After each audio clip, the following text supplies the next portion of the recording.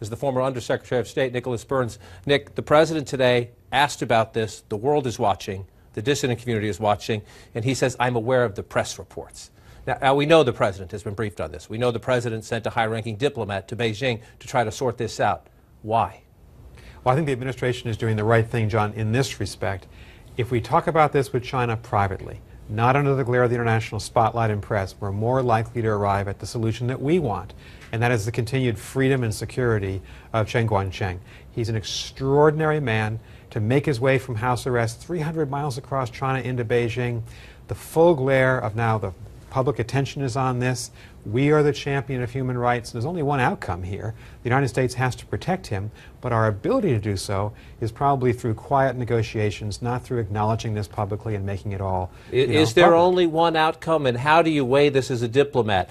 China is critical when it comes to Iran, critical when it comes to Syria, critical in the trade relationship, critical when it comes to North Korea. At what point are there other competing pressures on the president, or does he, as you say, does he have a choice here? Well, this is the most important relationship that we have in the world, bar none. Think of it, the global economy, Iran, North Korea, Syria. Normally, you'd have to balance human rights versus those more concrete interests. But in this instance, with all the world trained on this issue, on this man right now, and I think given the legacy of the United States, that for 200 years now, we have been the champion of human rights. When it's at stake publicly, I think there's only one option, that we have to support him. Let's listen, because he posted this dramatic video directed straight to the Chinese leadership. He escaped, but he's worried about his family.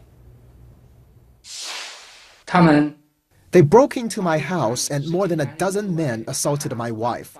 They pinned her down and wrapped her in a blanket, beating and kicking her for hours. They also violently assaulted me. If the Chinese come into these meetings and they say, well, he doesn't want to leave China. He's publicly said he doesn't want to leave China. Release him to us. Everything will be fine. Can you trust that? No. Absolutely not. Not given the record of the Chinese government on human rights. They're one of the worst offenders in the world on human rights, religious rights, workers' rights.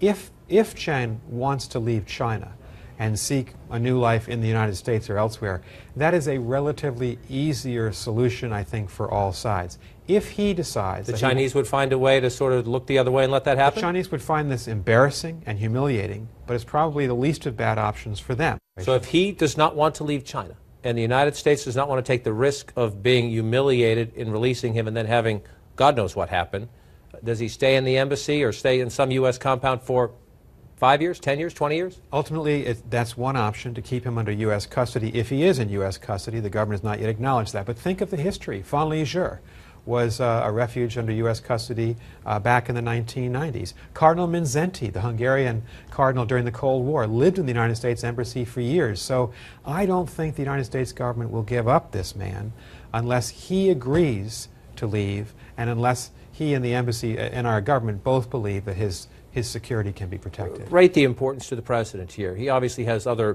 bigger, grander foreign policy challenges, whether it's Iran, whether it's the Arab Spring, whether it's the bigger relationship with China. How important is this one man in this one episode? I think extraordinarily important, John. All the concrete interests are important, but our credibility, our narrative as a country, rests in our being a champion of human rights and freedom. Here's a man who's put his life on the line to approach the United States and say, please help me. I think in these circumstances, those other interests subside in importance. This one's in the forefront, and I'm sure the administration will do the right thing here, because the stakes are too high for our country. Ambassador Nick Burns, appreciate it. Thank you.